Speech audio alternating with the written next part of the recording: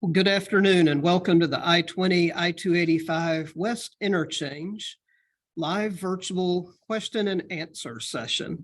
I'm Matthew Fowler with the Georgia Department of Transportation's P3 Division Office of Alternative Delivery, and we appreciate your attendance today in advance of our public hearing open house next week. I'll now turn it over to Carlene Barron, who will be sharing the computer here with me to give some basic instructions, and then I'll rejoin and give a presentation followed by the Q&A event. Carlene? Thank you, Matthew.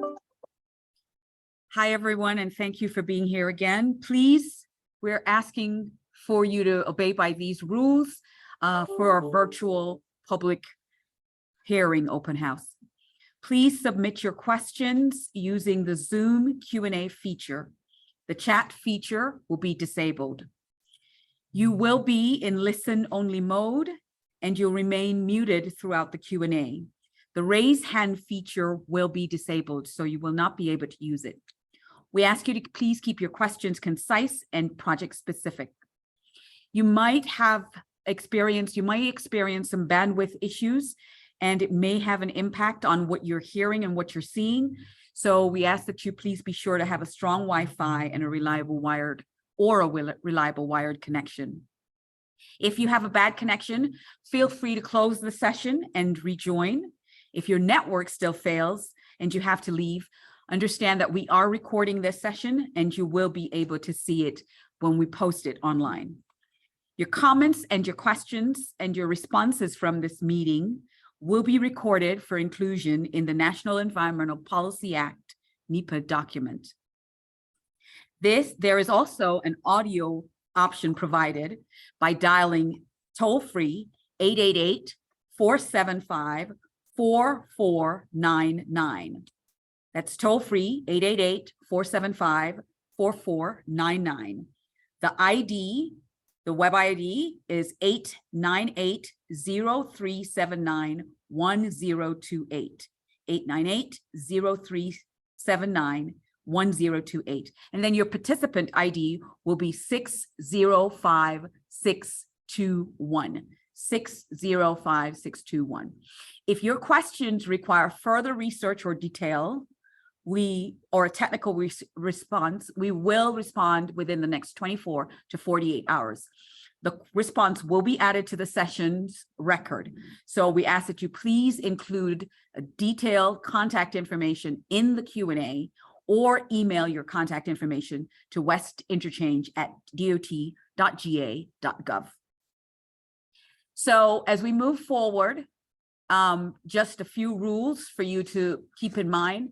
Again, this meeting is being recorded and we will post the recording on the project website on or before next Tuesday, December 13th. Closed captioning is available throughout the presentation by just clicking on the live transcript feature that you'll see there. Also, translation services are available. Again, just a reminder, please engage in the Q&A. We want to hear from you. We really want to hear your questions. So just type your questions in and your comments into the Q&A feature. And if you're experiencing issues engaging in the session, you can also use the Q&A feature as technical support. So if you can't hear us or you want us to repeat something, please also use the Q&A feature to just type that in. And with that said, we will now move into the presentation. Okay, thank you, Carlene. Appreciate that. Again, here's an overview of the I-20-285 West Interchange, and we'll now go into these slides. So the West Interchange is one of a series of projects that's part of Georgia DOT's Major Mobility Investment Program. On your screen, you see each of those highlighted. The West Interchange is identified as blue dot number 2 on the left side of the screen. You also see on the right side of the map, blue dot number 3, that's the I-20-285 East Interchange. It's a similar project in scope and was recently awarded. Across the northern half of I-285 and extending up 400, you see a series of purple lines, both solid and dashed. Those are a series of express lanes.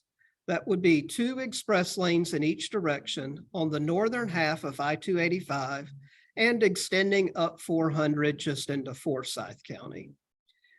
On I-85, extending northeast out of town, you see the green lines numbered 7 and 8. Those are some of the earlier projects that we were able to move forward with. Project number 7 is now complete. It's the widening of I-85 from 2 to 3 lanes in each direction. And project number 8 is also an extension of that with another widening of I-85 from 2 to 3 lanes in each direction. Down on the southeast side of town, you see the yellow line identified as project number 10. That's a commercial vehicle lane, truck-only lanes, 2 northbound barriers separated from north of Macon at the I-75-475 split up to the McDonough area. Going back up closer into Metro Atlanta, you see a series of pink dots numbered 12, 11, and 13. Those are a series of smaller advanced projects that we're moving forward with. Project number 13 is an auxiliary lane, meaning 1 lane in the westbound direction from Roswell Road to Riverside Drive. Project number 11 is a smaller scale reconstruction of I-285 at Peachtree Industrial Boulevard to combine the 2 westbound ramps into 1 exit. And project number 12 is the replacement of 3 bridges on the east side of I-285 in DeKalb County. The bridges are Covington Highway, Red Wing Circle, and Glenwood Drive over I-285. And then you also see an inset for the Savannah area. Project number 1 is the reconstruction of I-16 and 95 interchange. And project number 9, the green line, is a widening of I-16 between I-95 and 516. Both of these projects are intended to help facilitate movement of people and goods, in particular coming out of the growing port of Savannah. Getting specifically into the West Interchange, you see on the right-hand side of the screen, a little map showing the project location.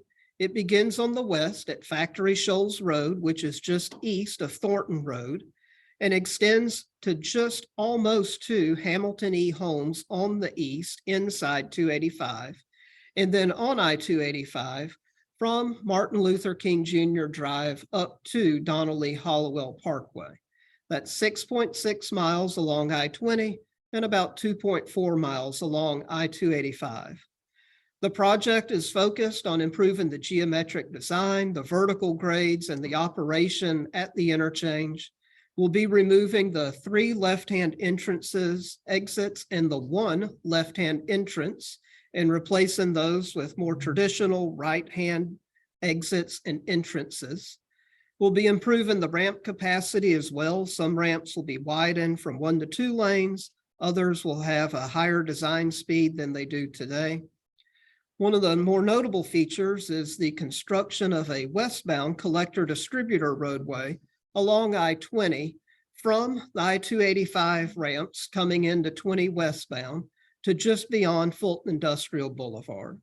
We'll also add auxiliary lanes along I-20, and it's important to note that the project's being designed to not preclude future express lanes planned on I-285 and I-20.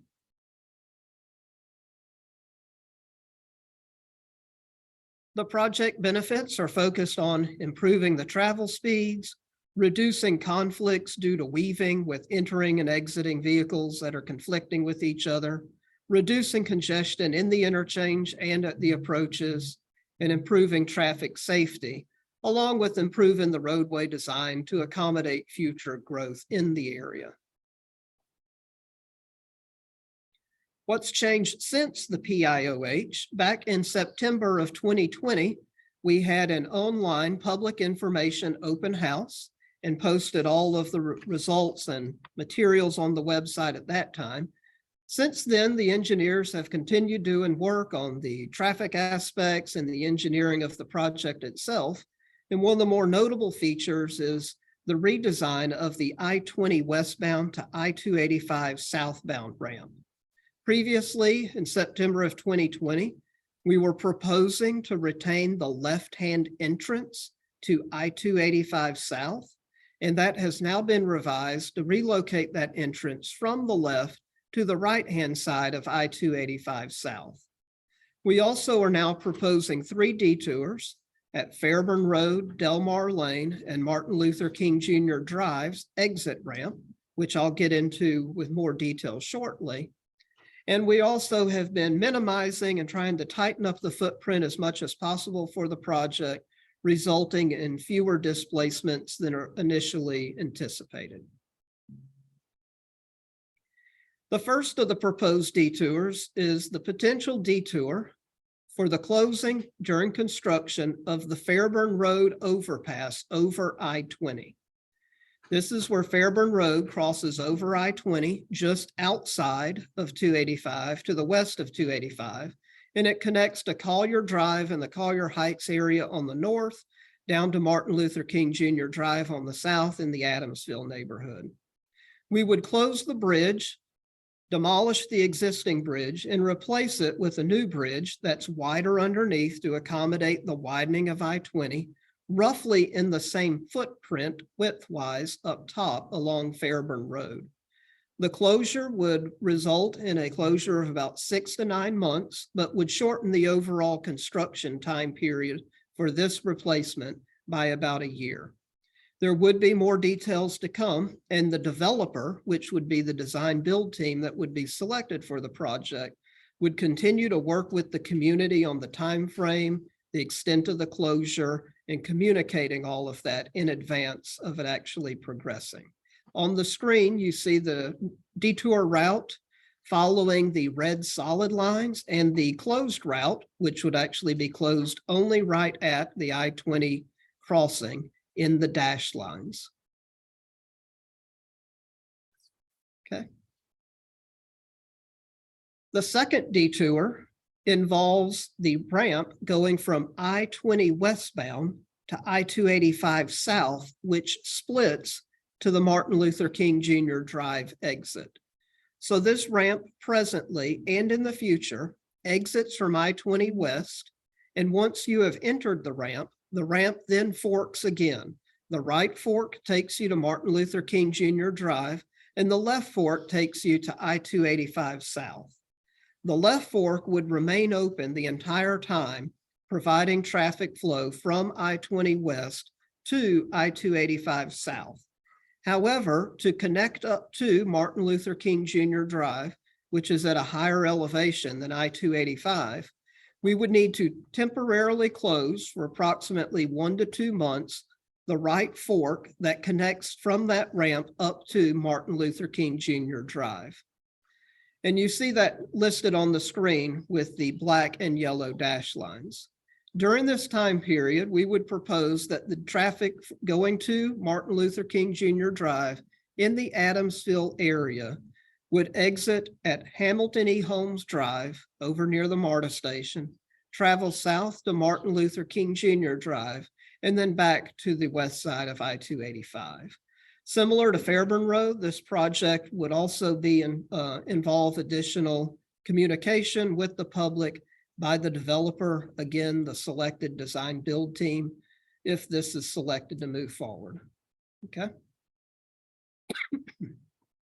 Our third and final proposed detour is where Delmar Lane crosses under I-285.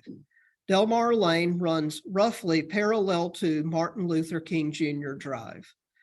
Where it crosses under I-285, immediately east of I-285 or just inside I-285, there is a creek crossing in a culvert under Delmar Lane. We would close the Delmar Lane road crossing right there at that creek to replace it with a larger culvert to handle water flows. And the water flow would not cause any downstream impacts either, because we've analyzed that as well. We would also make slight adjustments to Delmar Lane to maintain a minimum clearance between Delmar Lane and I-285 overhead. And this would be a closure for about 3 months, and traffic would be rerouted from Del Mar down Harwell over to MLK, and then back up to Brownlee Road in the Adamsville area. And this one, similar to the other 2 detours, would involve future outreach as well with the developer, the selected design build team. Okay. So since we began the project back in 2019 with the environmental work and the engineering, we had our public information open house back in September of 2020, which I referenced earlier. Presently, we're having our public hearing open houses. This is part of our public hearing open house outreach, and the actual formal public hearing open house will be next Tuesday, December 13th. We'll have some additional slides on that shortly. We are also beginning the procurement of the project, which again, it's a design build and also finance project, and that begins shortly. We anticipate receiving our environmental document approval in the second quarter of 2023, after which in the third quarter of calendar year 2024, we would select the developer, the team to do the final design and construction, with construction beginning in 2025. Okay. Since our public information open house 2 years ago, and in particular over the course of this year, we've had a lot of stakeholder outreach to date. You see some of the local governments and community improvement districts that we've noted on the screen there, but we've also met with a lot of business organizations, homeowner associations, neighborhood planning units, senior centers, and many other organizations as well. All of their input has also been captured to move forward with the project. Okay. Our public hearing open house, you see on the screen there, this is a snapshot of the flyer you would find on our website. And you see it noted up there that the location of the project, and we also have a little snapshot there of what our website looks like on the lower right-hand side of the screen. Arlene, this may be where you go into, or do we have one more slide? One more slide. Next slide. Okay, here's the other part of our public hearing open house slide. And noting that the actual public hearing open house will be December 13th, from 4 to 7 p.m. at the Epic Center at I-20 and Riverside Drive. Okay, next slide. Here's our project contact information, which you can also find on our website. There's the website up top with the email address and the phone numbers just below there. Okay. And Carlene will give us a walkthrough. Actually, no, I will give a walkthrough of the video, and then I'll turn it over to Carlene to walk us through the website. So go ahead and start playing the video, and I will just talk over the video and point out some key locations as we fly through the project in this artistic rendering. If you're able to press play now, that would be great.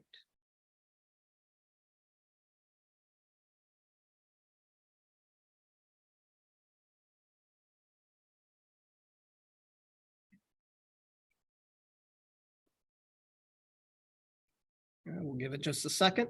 Hopefully it'll catch up shortly.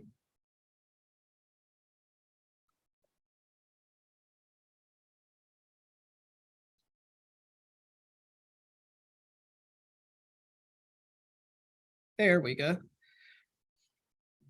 Well, perhaps there wasn't a delay on your screen, but there was on mine. There we are beginning at the beginning. We're on the western limits of the project here. Just Factory Shoals overpass is behind us, Thornton Road's even further behind us, and we're traveling eastbound towards the city, towards I-285 on I-20. The eastbound Atlanta-bound lanes are on the right, the outbound westbound lanes are on the left. There's Riverside Parkway, and you see coming up ahead in the distance on the right is Six Flags. The lighter colored indicates the bridges. So there's the bridge crossing over Six Flags Parkway. And here you'll note that we have 4 lanes eastbound and 5 lanes in the westbound direction. At a minimum, the project would provide 4 lanes in each direction between Thornton Road and I-285. Here we're approaching the bridge over the Chattahoochee River, and you'll see in the distance Fulton Industrial Boulevard.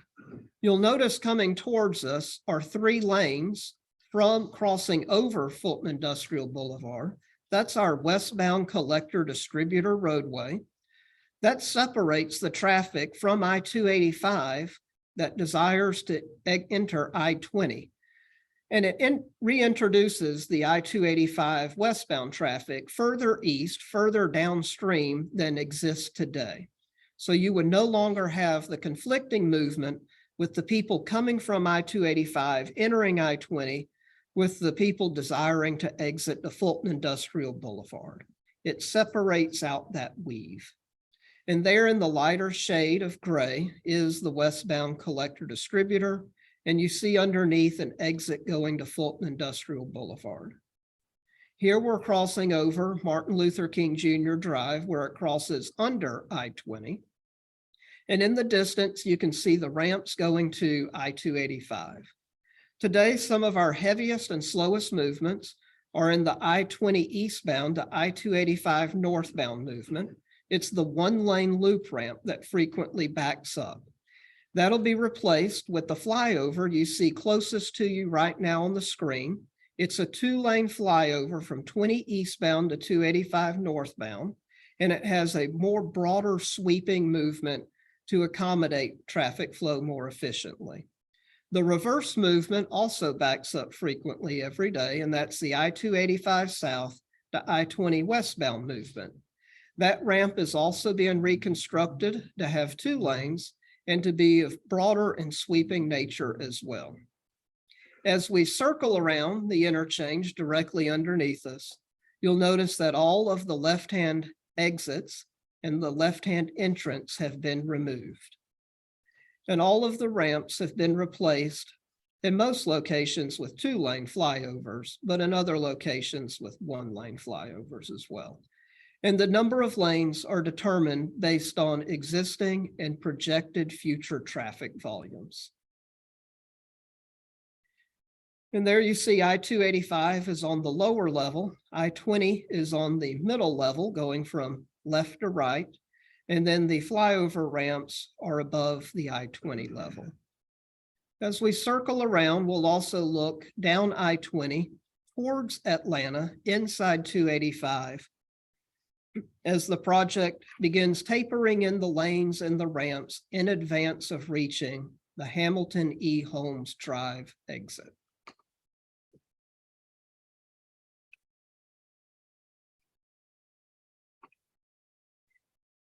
There in the distance is the Linkwood Road overpass, and Hamilton E. Holmes is just beyond that location, which is where all of the lanes taper back into the existing number of lanes before we get to Hamilton E. Holmes Drive.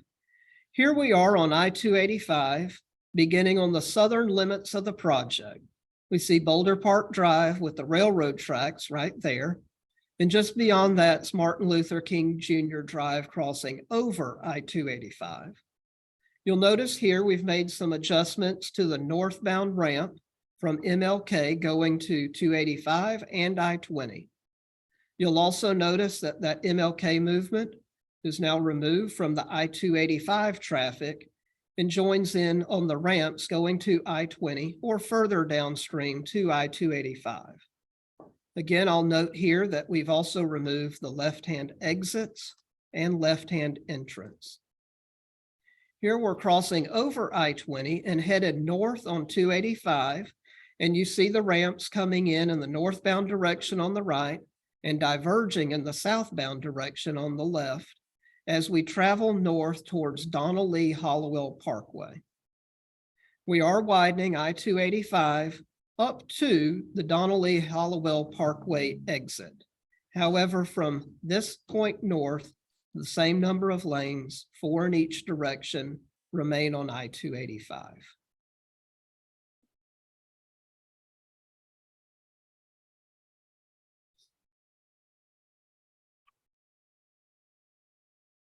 And now I will turn it over to Carlene to walk us through the website. Carlene.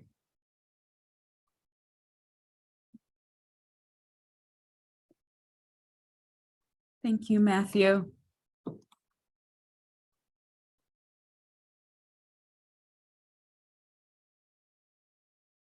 Are you seeing the screen? Okay. So one of the other things that we did, just trying to make sure we were giving every audience possible an opportunity to participate in this project, is we created a website, a very interactive website that lays out all the information that is currently in the public, will be at the public hearing. Open house is here on the website. You're looking at just the screen of the website right now. There's current information on how you can get into our sessions, and also how you can comment with this project. Scrolling down on the website, you'll be able to enter the virtual room, which you see here, to enter our virtual meeting room, which is where we house all of our public hearing open house material.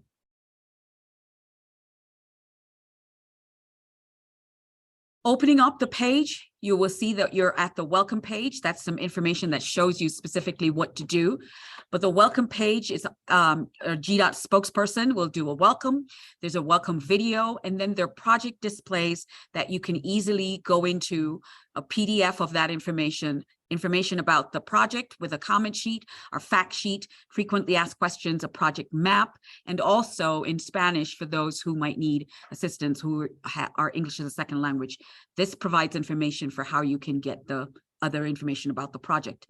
On the right-hand frame here are a listing of all the sites, all the interactive pages on this site. We have a welcome page, which you're on currently, the project design page, potential detours page, the environmental impacts page, the air and noise impacts page, property acquisition, a Title VI page, and then how to comment. If you go through, we'll go through to just the project design page, where you'll see, again, the visualization that you just saw with Matthew, and then roll plots. This is an actual layout of the actual concept of the project. You'll be able to click in, get into the roll plots, go into whatever screen, scroll down and look at the design, the actual design of the project. And over here, you will also see what's changed, as Matthew spoke about earlier, since our PHOH.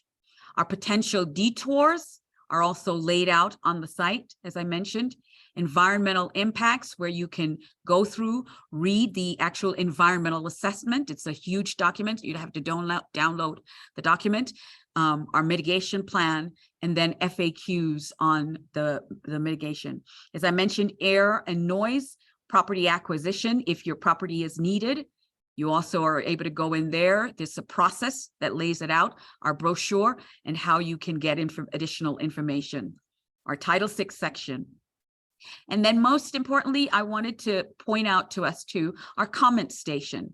Here we'll have the information available of where our public meeting will be, the information and when, the times of that. You also will have two options to leave a comment form. Here, our comment form, which is the PDF of our comment form, which takes you out to the actual form. You may download the form and then fill it out, scan it, and email it back to us, or mail it into GDOT, and there is information there. The other option is for you to actually fill out the survey online. And here you will see, and this is just shown as it scrolls up, but there is actually a comment form. We actually have the comment form. The comment form is available, and we'll make sure that is available there, that you can fill out online, and we'll be able to send your comments in to the project site, and we will be able to have it as a part of the record. With that, we will now move to our questions So if we'll go back to.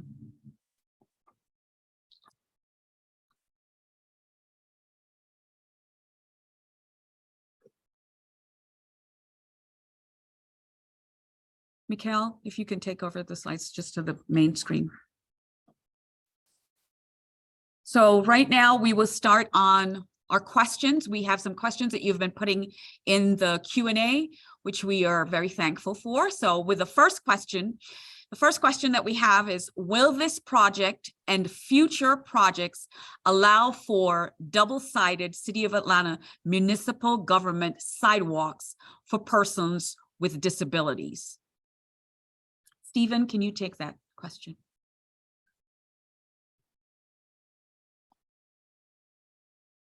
Thank you, Carlene. So we have 3 roadways that are affected by this project, 3 local roadways. The main project here is, of course, to improve the interstate itself, but to improve the interstate, we're affecting 3 roadways, and that is Delmar Road, which we need to lower to get clearance under 285.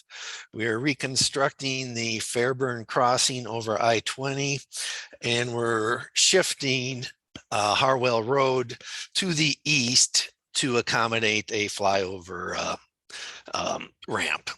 So all these roadways have existing sidewalk on one side or both.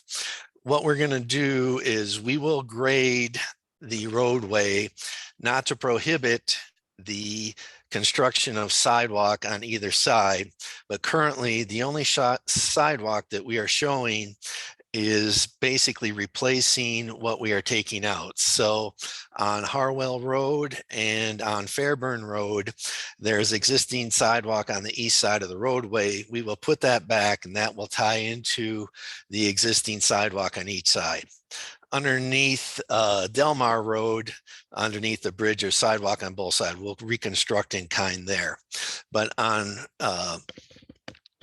Harwell and on Fairburn Road, we will grade out. So in the future, if the city or anyone else wants to come back and reconstruct sidewalk, they can come back and reconstruct it. We will not prohibit them from doing that.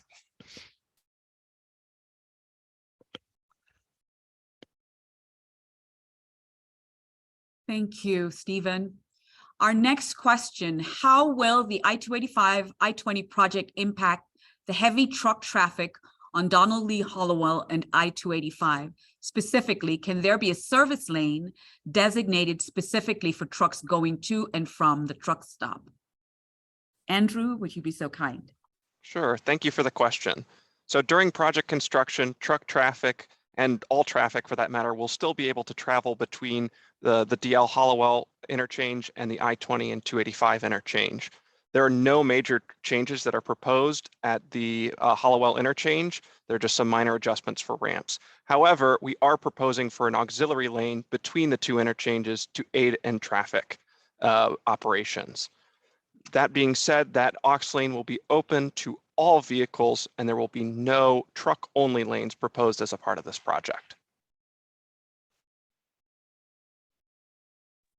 Thank you, Andrew. Our next question, how do we know if our property is impacted? And we will ask Phil Copeland to take that question.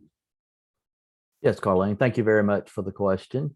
I would like to direct you to the virtual meeting room that Carlene referenced earlier in the presentation. There is a portion of that is called project design. Within the project design portion of the virtual meeting room, there are project layouts that indicate the existing property lines and also identify with a bold red line if a property is anticipated to need a right-of-way acquisition. So existing property lines will be shown in a royal blue with a proposed required right-of-way line being shown in red. Also, if you, after visiting the virtual room, you do notice that your property is impacted, I would encourage you to join the PHOH next week that will have right-of-way representatives present that could go over in more detail what that red line is indicating and also walk you through the right-of-way acquisition process in the event your property is needed. Thank you. Thank you, Phil.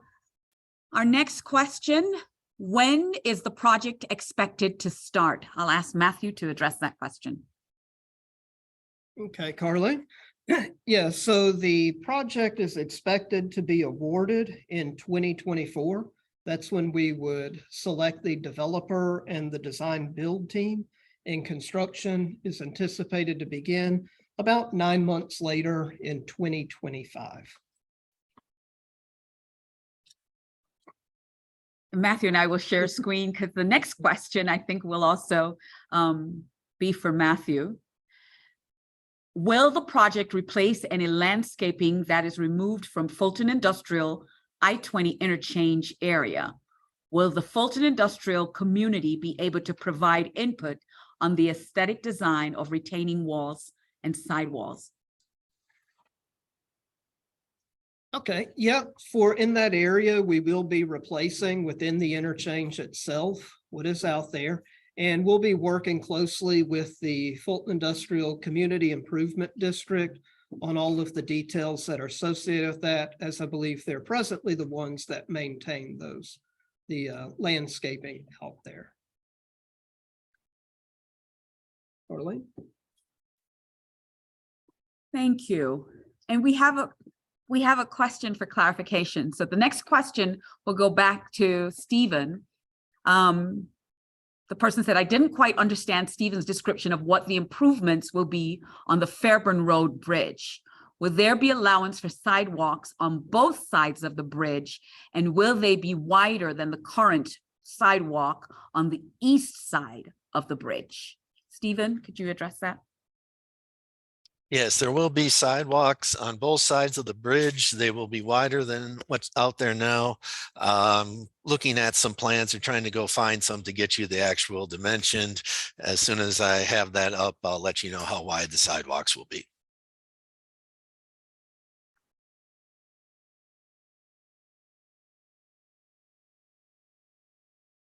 Thank you, Stephen. And our next question is from Miles Kemp. How are noise barrier locations determined? Thank you, Carlene. I'm going to go ahead and give a quick run through of the actual noise section of the public facing virtual room. And let me go ahead, and if you don't mind, I can go ahead and share my screen and we can run through that rather quickly. All right. So again, I know Carlene did some navigation. She provided some navigation regarding the public facing virtual room. But again, for those of you that are looking for this, if you go back to that public facing web page, you can just search the PI number, which again is going to be 0013918. I can Google GDOT 0013918 and find that page pretty quickly, but there's a number of locations where you can get to that virtual meeting room right here under the current status section of that page. And then you scroll down, you'll have a virtual meeting room, I guess, section of the page as well, where you can just enter that meeting room. And once you land on that landing welcome page, you'll just go ahead and click on the Aaron Noise Impacts tab on the right side. And what that'll do is it'll navigate to, again, an Aaron Noise section of the virtual meeting room. And the noise barrier locations are ultimately going to be determined as a result of the noise impact assessment. As part of that noise impact assessment, we look at the projected and expected effects that the proposed project may have in relation to existing and then future traffic noise levels, and ultimately compare what current conditions are against what the expected future conditions may be, again, once that project is constructed and completed, open to new traffic and seeing some level of traffic increase to ultimately meet the needs of the project. With the noise impact assessment, we will determine locations based upon the type of resource, such as residential structures or facilities, single family homes. We will look at schools, churches, community resources. There's a number of different types of resources that are considered to be noise sensitive. And based upon the projected future traffic noise levels, we would assess on whether or not it is expected for that resource to experience what we call a traffic noise impact, which is essentially an exceedance of a certain traffic noise level. If you do qualify as impacted, you can actually take a look at this noise study results tool on the left-hand side of that virtual meeting room page. And if you click on it, it should take you to a new page. And this tool, I should actually have it up, just navigate to that. This tool effectively summarizes and captures the results for the expected noise impacts across the project. So throughout the entire project corridor, you'll get a little disclaimer here that essentially says that currently this noise impact assessment was conducted based upon preliminary design plans, and that the results are still preliminary in nature. And that includes the noise mitigation, noise abatement, noise barriers, whatever you would like to call them. Those initial findings are going to be preliminary in nature. And as such, as the project progresses to its final design in the future prior to construction, we will assess for any potential or proposed changes and see what the effects to the noise impact assessment findings would be.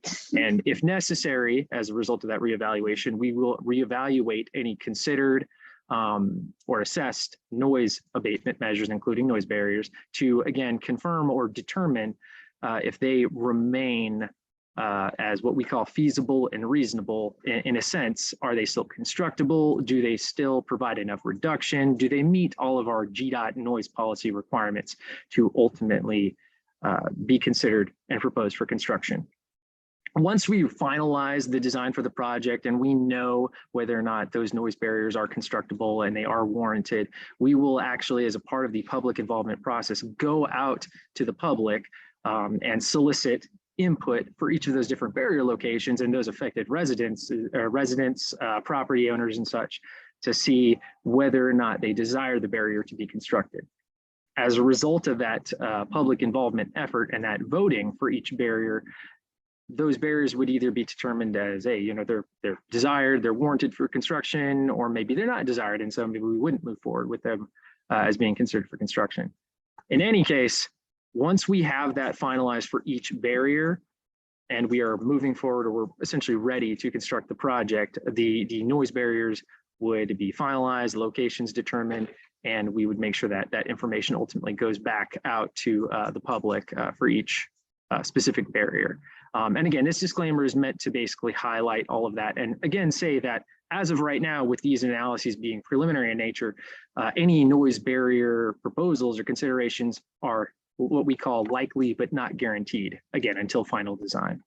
So if you want to proceed and see all the results on this, you're going to need to click accept. And with that, you now have access to the noise study results tool. If you have an address in mind and you would like to see the status of whether or not your property, your residence is qualifying as impacted, or where it lies, adjacent to the project, and whether or not there is a noise barrier that may be proposed for your general area, you can always type in this search box in the top right corner your specific address, and it should take you directly to it.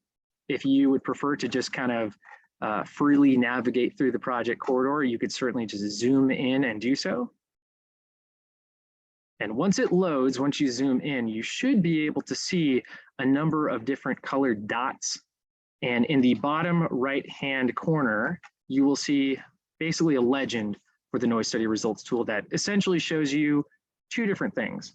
On the very bottom in that right-hand corner, it'll show you whether or not each of those different locations, as identified in the results of the noise impact assessment, qualify as either impacted or not impacted by traffic noise. And again, just a reminder, that is basically, you might be exceeding certain traffic noise thresholds in the future project design year after the project is constructed, or maybe you won't. So again, the impact status should give you that determination. And then above that, you should see another portion of the legend that basically shows you where the estimated preliminary noise barrier locations are. And if you look into that, you'll see that there are a number of different types of barriers that we have located along the project. Number one, at the very bottom, are the proposed new barriers, but I would like to clarify that those ones that are in red doesn't necessarily show them it shows them as proposed noise barriers, but there are some existing noise barriers out there that are required to be removed along the project corridor as a result of either the proposed project's design or construction. And so essentially we might have a conflict with the existing barrier location out there once we proceed to construction. And as a result of that, we may have to remove either a portion of the existing barrier or that existing barrier in its entirety. In that circumstance, we are aiming to propose replacement barriers and likely to either be as good as far as the dimensions and location go for the existing barrier, if not, greater or increased. Again, kind of with the goals of our noise abatement kind of policy expectations in mind. So again, that's going to be the red. It's going to be the proposed either new or replacement barriers. There's in kind of like a greenish yellowish line in there. And let me see if I can navigate to one. Yeah, there's a number of existing barriers that are located here that we are not expecting or anticipating to have affected by the proposed project. And in those circumstances, if you see a green barrier that's listed on here, those barriers are not expected to be affected, removed, or require replacement, or really any kind of changes to the current barriers. The blue ones that you might see, particularly situated along the interchange, are ones that must be removed as a result of the construction of the project or the project design. And we are expecting to replace them, again, with the goal of them being replaced to more or less match the existing dimensions and locations of those existing barriers. So additionally, if you would like to click on any of these particular like points or dots in here that represent different properties or parcels, resources, you can actually click on these and it should bring up some information. There's a lot of different detailed info on here that basically provides an expectation for what the average current hourly traffic noise levels would be on any given day. And again, that's a rough average. It could vary from day to day.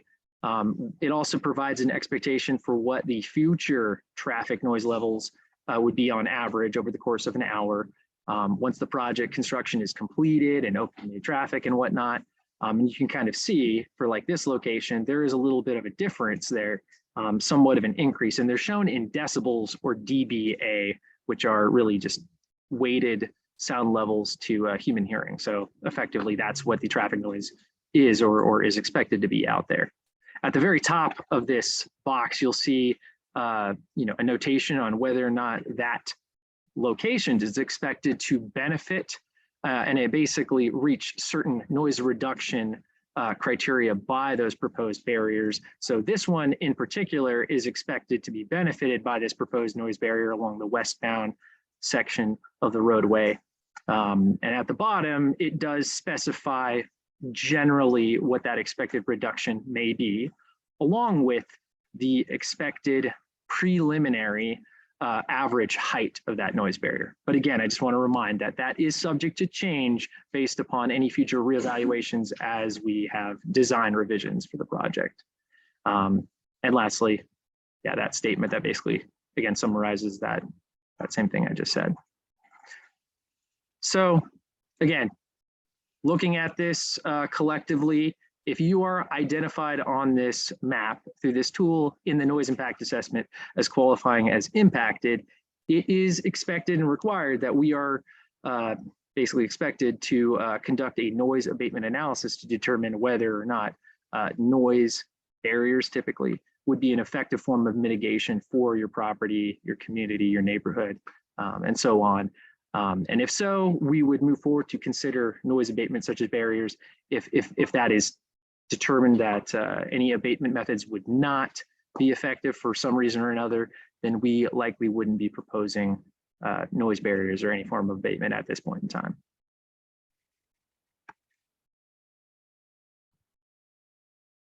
Thank you, Miles.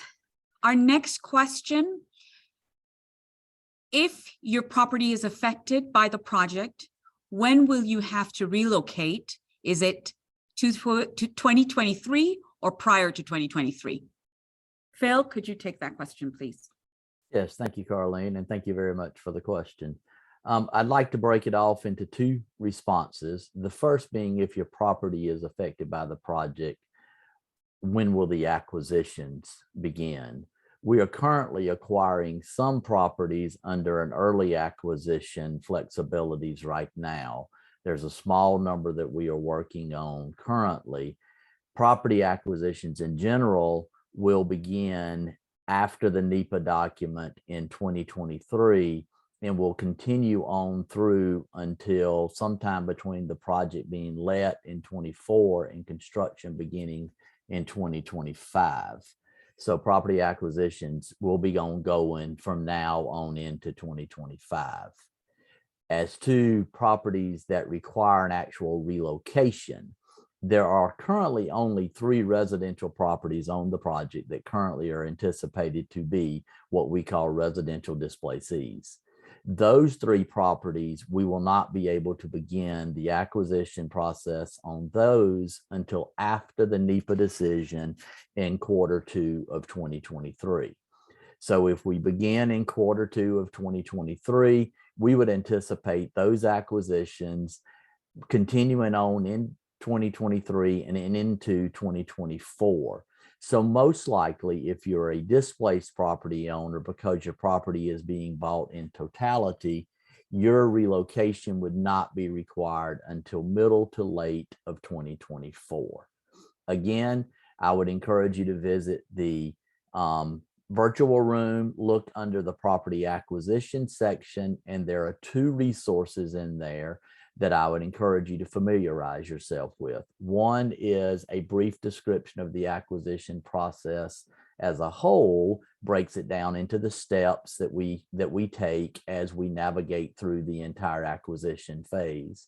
There's also a brochure that is there that outlines what happens if your property is needed for a transportation facility.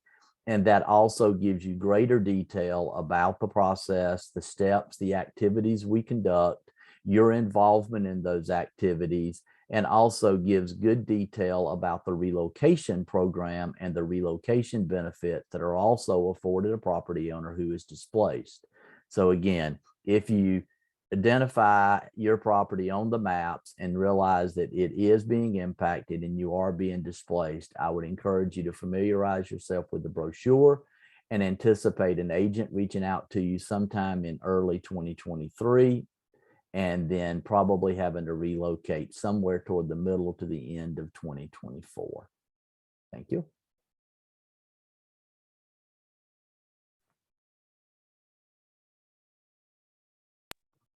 Another question for you, Phil. Will the land required for the new ramps on the south side of I-20 on either side of Fairburn Road be obtained by taking the entire property the improvement will impact, or will there be a partial taking of those properties that are very deep, especially east of Fairburn Road? Thank you, Carlene. And again, because the acquisitions are project parcel specific, I would encourage you to visit the virtual room, identify that area in question as far as the south side and the Fairburn Road area, look at those maps to see if the property is identified as having an impact. I will say, though, that this project does not anticipate a large number of total acquisitions. Almost all of the properties are partial acquisitions. As I mentioned earlier, there are only 3 acquisitions that actually will require a displacement of residential properties, and 1 acquisition that will require displacement of a commercial business. So again, we do have partial acquisitions and total acquisitions, but a majority of the properties are what we consider partial acquisition strip takes. They do vary in depth. So to be able to determine whether your property in your area is a more invasive acquisition or a less acquisition, I would encourage you to look at the layouts, identify your property, and please attend the PHOH next week, and a right-of-way agent would actually be able to look at your specific piece of property talk to you about the approximate depth of that acquisition, the proximity to your structure, and go over in more detail the steps to expect over the next year, year and a half as we navigate the acquisition of these properties. Thank you. Thank you, Phil. I'd also like to add, for the 4 displacees that are total displacees, we've sent out certified letters to those displacees for them to be aware and to also be present at the public hearing next Tuesday. So the 4 displacees have received certified letters. Next question will go to our environmental specialist, Jonathan Cox. How will the creek and associated creek buffering running parallel to I-285 from north from MLK Boulevard be handled? Will that creek be piped, rerouted, or accommodated in its current path? The supports for the bridge providing southbound access to I-285 would seem to be in the creek buffers. Good question, Carlene. Just to back up a little bit, during our early concept phase for the project, we went out and we looked at the total project area, and we identified all the streams, wetlands, open waters that could be potentially impacted by the project. We identified over 100 resources of those type throughout the corridor, and where we could, we tried to avoid. Where we couldn't avoid, we tried to minimize as much as we could, and we were able to do that on a lot of the resources, water resources where we were able to avoid, but we weren't able to avoid all. So we're definitely going to have to require some mitigation. We're currently in the preliminary plan phase, so we have a good idea of what the impacts could be, but we still got design work left to do as the project advances into final design. So anything that we are reporting in the environmental assessment or the ecological assessment of effects could be subject to change. In the area where the question of where the 2 resources, I believe those 2 resources are perennial stream 46 and intermittent stream 47. So as the plans are currently showing, we have about 1,000 feet of impact to perennial stream 46, which is a combination of permanent fill, stream relocation. So there is going to be a portion of that perennial stream 46 that we have to relocate out of the project impact area. And then there's a culvert extension going on in that in all that same vicinity. A lot going on in that area with that resource. Intermittent stream 47, which is right there connecting to perennial stream 46, we are anticipating 63 foot of permanent fill. So we do have impacts with a combination of design things in that area that will require us to permit that through the U.S. Army Corps of Engineers if we can't determine a way to avoid that in the future. As far as buffers go, both of those resources, perennial stream 46 and intermittent stream 47, both have stream buffers associated with them. The 25-foot buffers, where we try to not encroach into that vegetation to provide that buffer between activities going on outside of that and activities going on within that stream. For perennial stream 46, we are not anticipating an impact to that buffer at this time, or an impact that would require a buffer variance.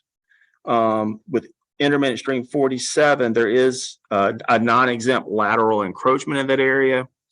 But like others have said on this call, we will continue looking at all the resources, environmental resources within the project area. And as we continue forward into final design, we will continue to sharpen our pencil and try to find more ways to avoid and minimize impact to resources where we can.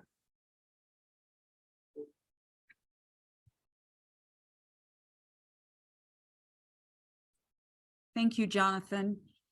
Our next question will be for our project manager, Umit Sayan.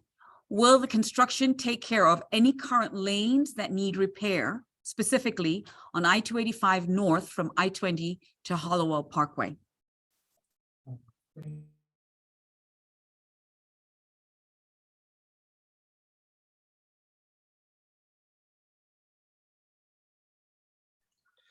Thank you, Carlin. Let me share my screen and we can answer that question.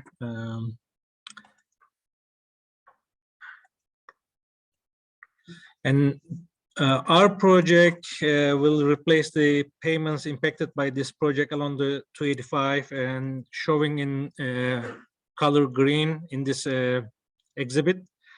And the Georgia Department of Transportation continuously improve and rehabilitate the payment conditions along the 285 and currently has other projects under design to replace the existing concrete pavement along 285 from I-20 to Donatlee Holloway Parkway. And these projects are going to replace the PCC payment in the future.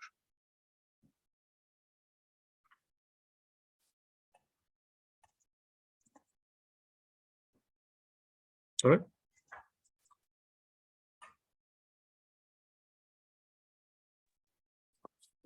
Stop sharing. Thank you, Umit. Our next question is for Miles Kemp. What type of sound barriers will be constructed? Thank you, Carlene. So I guess the short answer is that it really depends upon the location where noise barriers are being proposed or considered. Typically, when barriers need to be constructed in areas where they can be ground mounted or just simply installed in the earth and don't need to either be attached to any additional structures or mounted on any elevated roadway sections, we would typically initially consider concrete noise barriers. And they do allow for different aesthetic textures or stamps, typically. As part of the public involvement process specifically tied to the noise vote, once the design for any barriers and as well as for the project is ultimately finalized and closed out, we would solicit, the public for inputs on what the, I guess, residents or property facing side of the noise barrier would be. And as a kind of general standard, we look at some different kind of rock stamp or texture treatments, as well as there's like flat options, which have no aesthetic treatments. There's a brick stamp. Additionally, there's usually some options provided or some capability for us to kind of tint the concrete materials to have it look like a certain color or whatnot. They're typically in the range of different like kind of grays and greens. But based upon kind of coordination, we could certainly make other considerations. Typically, the roadway facing side would be determined or selected by the department, maybe in coordination with any local stakeholders or local government. For areas where maybe we have to consider barriers that need to be mounted on structures or elevated roadways, we may require lightweight materials, so we could not utilize concrete for those sections. The standard for those areas or those types of conditions would typically be metal barriers, very similar to the ones that currently exist out there along I-20 and I-285, based upon coordination with the public, feedback during the public involvement process, including this meeting and comments that we receive. We may have to consider other alternatives or options as well. So certainly, if you have any suggestions or you would like to share your comments with us and identify maybe what you think should be considered, you're more than welcome to do so, and we will be happy to review that and include it overall in the project coordination and considerations.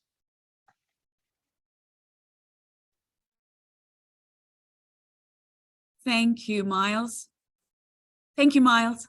Our next question will be for Jonathan Cox. What will be the impact on the air quality in the community? So as part of our environmental studies in compliance with the National Environmental Policy Act and the Clean Air Acts, we definitely assess the impact on air quality.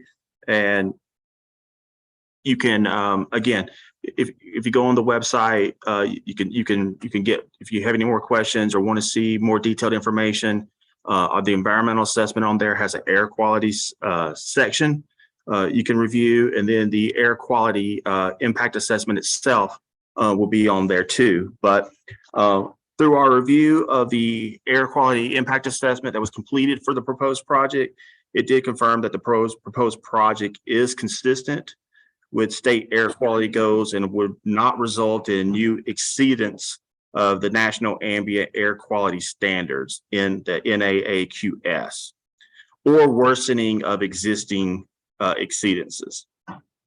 As a result of those analysis, no new exceedances of impacts were found to be projected to occur as a result of the construction of the proposed project, nor would the project meaningfully contribute to the worsening of air quality for the larger region. In addition, an assessment of the potential effects the project could have on emissions levels of mobile source air toxics, referred to as MSATs, for the project's transportation network was completed. The results of the MSAT analysis show that even with some future traffic growth for the corridor projected to occur as a result of the construction of the project, the completed project would be expected to result in some net decrease in the overall MSAT emissions when compared to the no-build alternative. So the no-build alternative is what we compare to if we just don't construct the project. That's one of our baselines we compare things to. So again, the completed project would be expected to result in some net decrease in the overall MSAT emissions when compared to that no-build alternative for the same project design year, the same years. Compared to the present day levels, MSAT emissions for the project's build alternative, so what we're showing you guys here today, would also be expected to increase by over 70% of the project's future design year. Oh, expected to decrease by over 70% by the project's future design year.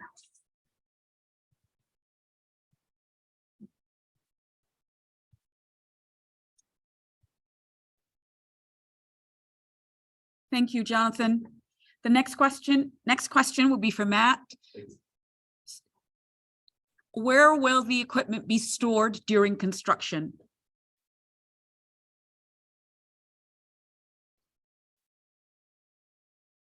Thank you, Carlene. The construction equipment will be held at designated staging areas chosen for their proximity to the construction site and minimal impact on traffic and nearby residences.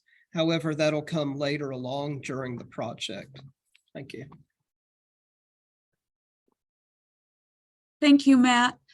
Currently, we have come to the end of the questions. We would like to just go through the video again to talk through. We believe that that will be quite of much value for you. So Matthew will also talk again through the video. Mikhail will ask that you cue the video. Thank you. Okay. So again, here we are on the western end of the project. Thornton Road is back behind us, and we're traveling eastbound towards the city of Atlanta, towards I-285. The right-hand lanes are going towards 285. Left-hand side of the screen are the lanes coming outbound towards Douglas County, Carroll, Alabama, and beyond. You'll note that we have 4 lanes in each direction at this location. Presently today, we only have 4 lanes westbound, but 3 lanes eastbound. So we will have a minimum of 4 lanes in both directions between Thornton Road and I-285. There on the right, we have Six Flags and Six Flags Parkway crossing underneath. You'll notice here we have 5 lanes and even 6 further back here in the westbound direction, with lane drops occurring at each of the interchanges. This is where I-20 crosses over the Chattahoochee River. We will be widening that bridge along with where I-20 crosses over the Fulton County Railroad. And then in the distance is the Fulton Industrial Boulevard interchange. And coming towards us, you can see where the collector distributor roadway, the 3 lanes on the right, join into I-20 westbound, the main line of I-20. Again, the collector distributor roadway is to separate the traffic that is entering and exiting the interstate from the through traffic to allow a smoother flow through the area. Crossing underneath the collector distributor roadway, we call that a braided ramp. That's going from I-20 westbound to Fulton Industrial Boulevard. And traffic from the collector distributor roadway will also be able to access Fulton Industrial Boulevard as well. Here we're crossing over MLK where it goes under I-20. And in the distance, you can see the new wider Fairburn Road Bridge crossing over I-20 along with the various flyovers. The heaviest and slowest movement we have today is the I-20 eastbound to I-285 northbound movement. Today, that's a 1-lane loop ramp, which frequently backs up. And you'll see the flyover closest to us there. That is the new 2-lane flyover with a more broader sweeping ramp handling traffic flow. In the reverse direction, we also have I-285 southbound coming to I-20 westbound. That's also frequently a slower movement, and that's a 1-lane ramp. It's going to be 2 lanes in the future and also more broader and sweeping to handle the traffic volumes. As we circle around in the interchange here, you see a lot of flyovers, basically replacing the left-hand exits and 1 left-hand entrance we have today. I-285 is the lowest level. I-20 is running roughly left to right on your screen right now at the middle level. And the flyovers are at the next level, the 3rd level above I-20. Here we're looking south along I-285 with I-20 again running east to west. And shortly, the screen will shift and we will look on I-20 eastbound towards the city. As we fly around, there the most prominent ramp we see is the new I-20 westbound to 285 southbound movement. And there in the distance, you see the Linkwood Road overpass, and just beyond that's Hamilton E. Holmes. And where it transitions to the lighter gray pavement, that's the existing roadway that remains untouched. Here we are on I-285 on the southern limits of the project down at Boulder Park, and the railroad tracks just beyond that crossing over I-285. And in the middle of the screen there's where MLK crosses over I-285. This is the beginning of our project. And you'll notice that northbound loop ramp no longer enters directly into I-285 right here. You continue up that ramp and it splits and you can go to I-20, or if you take the left split, it'll put you on I-285 northbound further downstream beyond the I-20 northbound exiting traffic, I-20 east and westbound traffic from I-285 northbound. Again, you'll also notice we've removed the left-hand exits and entrances from the main line of 285 and 20. Crossing underneath us there is the new I-20 eastbound to 285 northbound flyover that replaces that 1-lane loop ramp with a 2-lane directional ramp. And then you'll notice we're also widening I-285 all the way up to the exit ramp and entrance ramp to Donnelly Hollowell Parkway. And the project ends at this location with the same number of lanes continuing on 285, 4 in both directions from this point beyond onto the north. Arlene? Thank you, Matthew. We have a few minutes left in our our Q&A, and we thank you so much for your comments so far. We're not seeing any new questions. So just wanted to ask one of the questions that we have here. Miles, if you can prepare to answer this, what is considered a noise impact? What is considered a noise impact?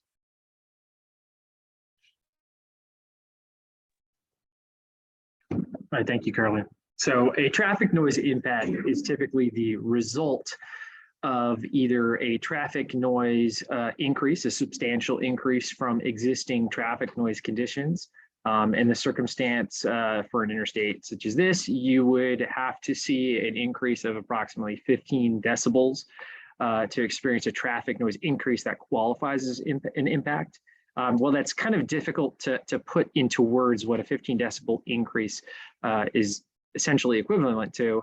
I will say that typically the doubling of traffic would equate to about a 5 decibel increase. So you would have to see traffic double from what it is currently out there at this moment in time in order to see even a 5 decibel increase. So to see something that is 15 decibels greater from current conditions is really unexpected and unprecedented for, you know, even a busy interstate. So it's incredibly unlikely that you would see that pretty much along any location where there's an existing roadway.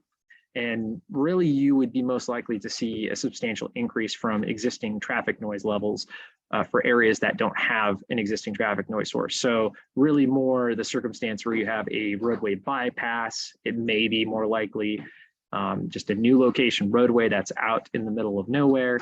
In those circumstances, you could more likely expect to experience a substantial increase that would qualify as a traffic noise impact. So what that leaves us with for, you know, this project and really the I-20 and I-285 corridors is what we call a traffic noise impact based upon exceeding the impact criteria or the impact thresholds.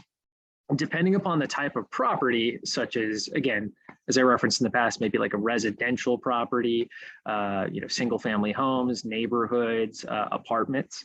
There are like parks, just public parks, schools, things of that nature.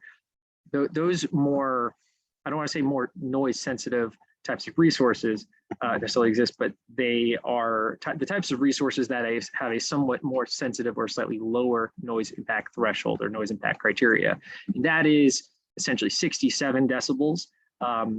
Or in the case of Georgia, we look at what we call approaching the impact criteria being 66 decibels. So it's actually a decibel lower.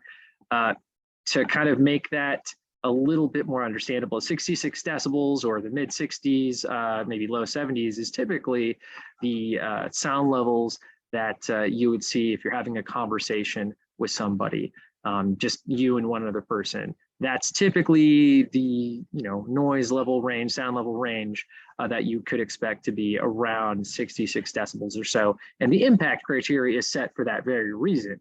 If you have a competing noise source that is much louder or even the same sound level of say like 66, then it's competing with your conversation and potentially impacting your ability to converse with somebody outside. However, for some resources or, you know, properties, activities such as restaurants, a lot of like hotels, motels, pools, things like that. You know, the types of resources that can still be considered noise sensitive and maybe require some degree of consideration or potential noise protection. They're not considered to be quite as noise sensitive for the very reason that there's usually a lot more people in those outdoor areas that are conversing with each other. So the typical environmental noise level there would typically be a lot higher. And so for that reason, the impact criteria is set higher because if you want to be heard, you're probably going to be speaking quite a bit louder than you would be if you're just, you know, speaking to just one other person. That impact criteria for, you know, again, things of that nature, hotel pools, outdoor areas like that, those kinds of more not necessarily commercial resources, but outdoor seating areas for restaurants. Those are very common ones. Those are set at 72 for the impact criteria and then 71 for approaching it. So if you're exceeding that approaching threshold of either 71 or 66 for parks, residences, neighborhoods.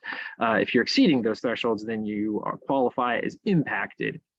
And we base impacts not off current conditions. Certainly we look at current conditions, but what we are striving to potentially solve a noise issue for is going to be the future when traffic is increasing just due to general increases, maybe as a result of a proposed project, but also the different, makeup of the roadways and the alignment that the project could bring about as a result of the construction. So we want to know what those conditions will be like in the future and whether or not those sound levels, would exceed the impact criteria.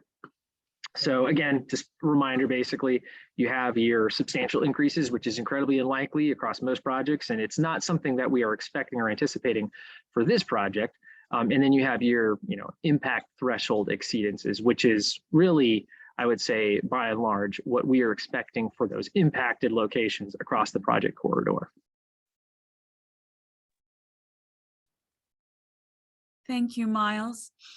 The next question will be for Matthew Fowler. 2 questions in one, actually, Matt. Will drivers have access to these roadways during construction? And then the second question is, what is the timeline for the project? Sure, so I'll assume that this relates to the 3 proposed detours. So while the road will be closed to through traffic, anybody that lives right on the roadway, such as Fairburn Road or Delmar, would still be able to access their house, their driveway, or if you live off on the side streets, perhaps Fairlane or something, you would also be able to access those even while the detour is taking place. So it's a detour simply for through traffic. So when Fairburn Road overpass would be closed over I-20, you could approach on either side, just not cross over I-20. And same for Delmar Lane where it crosses under I-285. As far as the timeline, the project would go to construction in 2025. So it'll be some point beyond that. We don't know the exact timing of when the developer might move forward with any of the proposed detours. That'll be something that they propose as part of their project and develop as they work through the development of the final construction plans as well. Thank you, Matthew. And our last question, how do you balance increasing safety when the speeds will increase? And that question is for Steve Lindley.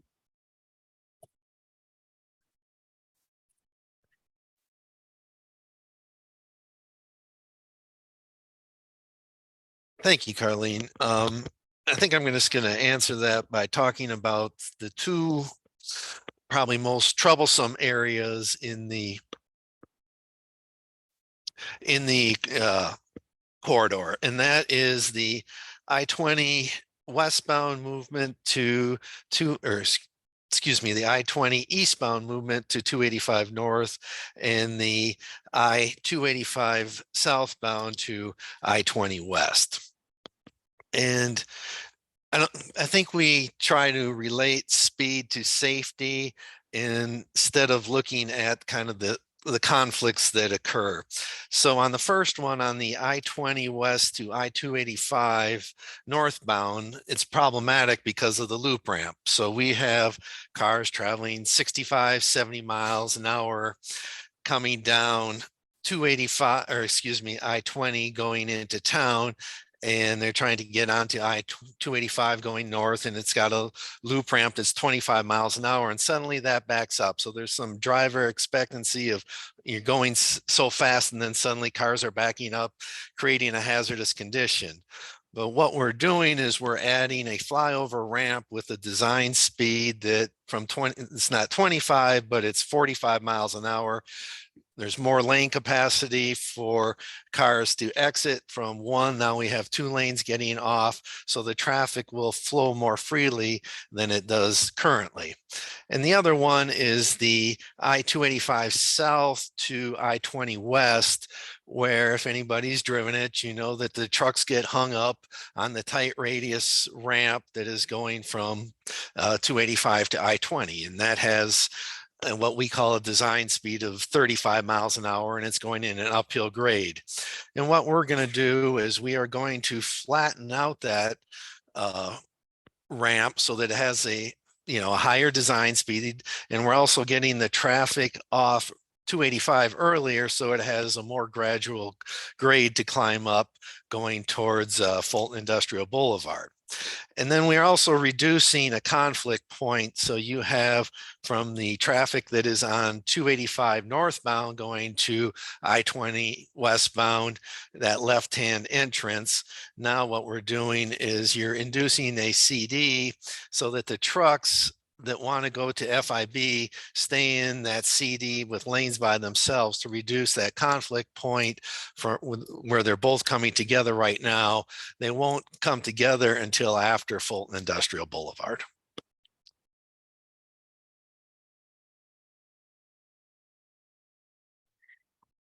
Thank you, Steve. Appreciate that.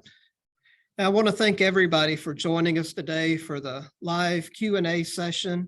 Really appreciate your participation, appreciate your interest, and appreciate the questions. If you're able to, feel free to join us again. We're doing this again today from 5 to 6:30. It'll basically be what you saw earlier as far as the presentation and the video. And please be sure to tell your family and friends and neighbors if they're able to join us from 5 to 6:30 today. We'd love to have them join us online. And also, again, we have our upcoming public hearing open house next Tuesday, December 13th, from 4 to 7 p.m. at the Epic Center out at I-20 and Riverside. We'd really like to have you join us there as well. And also all of the information plus more from what you've seen today is on our website, and everything that will be available at the public hearing open house next Tuesday will be on our website as well. So thank you for your participation and take care.